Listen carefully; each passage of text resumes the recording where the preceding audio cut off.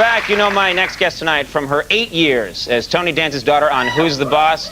That's right, Danza rules. You can now see her every Wednesday night on the WB in Charmed. Please welcome Alyssa Milano.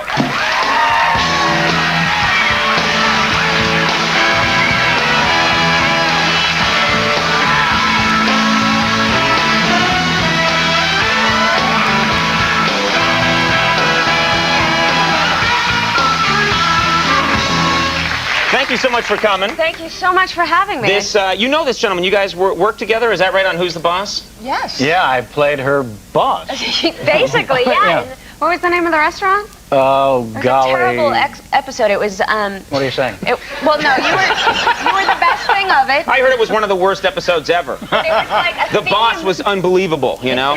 It was a theme restaurant. It was like a 70s theme restaurant. So Tony wore these big... That's right. Remember? Right, yeah, because he was the busboy or something. And I had big hair because it was in the 80s. When we all had big hair. Yes. Andy and I look like the guys in Flock of Seagull all through the, all through the 80s. I got to ask, first of all, I know you've been asked this a million times, but you really came of age on television. I mean, for me, adolescence was a very long, painful process. Yeah. My puberty ended like when I was 29 or 30, you know? Yeah, and I did it in front of the whole country. Right. It was very, it was hard, especially when I started, you know, developing and all of those things, because they'd write it into the script. They would write, oh, because that's a time when you don't want people paying attention, really. Right. You know, so I'd come to work on Monday and there would be an episode called Sam's First Bra. I'd be like, oh! And you had to sing a song at the end about it, didn't you? Yeah, was it? No, I would I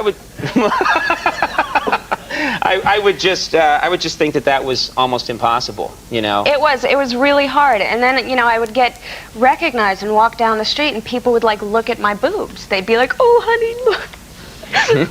We're so proud of you. That will never go away, really. Yeah, it hasn't gone away since, exactly. It's not about to stop. Now, but you were lucky at least, because some of these kids, they hire them when they're 5 years old to be on TV and play, you know, Little Billy or something, and then the show makes it, becomes a hit, and the kid's on through this growth spurt, and he becomes a hideous ghoul, you know, on the air. I'm not going to name names, I'm not going to reference shows, but we all know what I'm talking about, where like in the 9th season, the cute little kid comes down, and he's like, "Hello, everybody!" And he's about 7 feet tall, and his skull is a weird shape, and... Why? Why does it happen? Why? No. Let's talk about, I was very surprised to find out that you were a rock star in Japan. And I didn't know that about you. I've heard, I thought, I just Not knew really your career. a rock star, a pop star. Oh. I was 15 to 18, and I did a movie called Commando, and it got huge response when it aired on public television in Japan. And I did an article That's for... what they show on public television there? I love their public TV. I did an article for this magazine for Japan, and I said in the article that I did the play Annie when I was 7. And some record executive in Tokyo read it and offered me a 5-album contract. Didn't even know if I could sing, which, you know... Can you sing? You know. So is it just Japan? Because you're always hearing that, you know, Urkel's a huge pop star in Japan, or someone's huge in Japan, Hasselhoff is huge in Germany, is singing, and you think, what? That's crazy. Yeah, it was a little crazy. So I should go to Japan and sing, pretty much. You can do it. If I can do it, you can do it. I'm looking forward to that stage of my career. Tell us about Charmed. This show's doing really well. It is. We're extremely thrilled and very surprised, and thank you everyone for watching. It's a show about 3 good witches, and we're all sisters, and we all have special powers. Mm-hmm. And you know, we fight warlocks. The same old thing. You know. I'm tired of that, battling warlocks as an adolescent. Aaron Spelling is the guy who created this show? Yes. Now, he's the most powerful man in show business, I believe. I think he secretly controls all of our actions here in America. Did he just command you to be on this show? Did you get a call and Spelling said, "It is time"? And these 2 people in white Spelling jumpsuits nodded and took you away? Basically, yes, actually.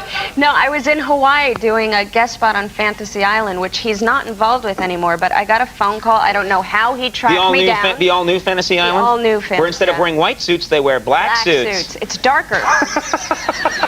They're just going to redo all the old episodes with black suits.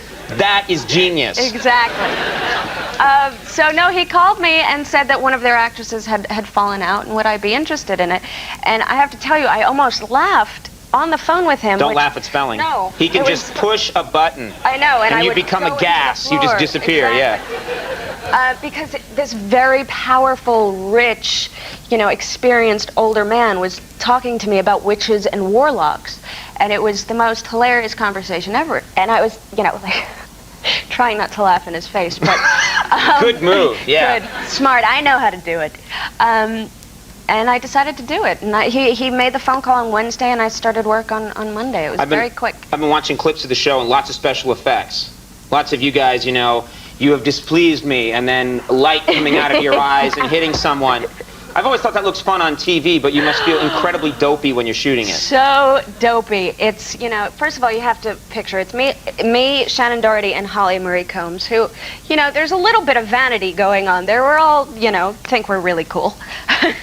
And we have to stand in front of this green screen and act to absolutely nothing.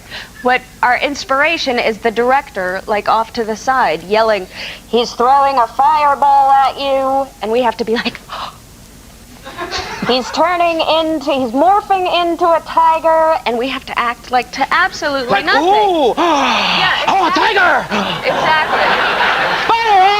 Exactly. That's it? That's so us. I could be on the show. You could be a warlock or something.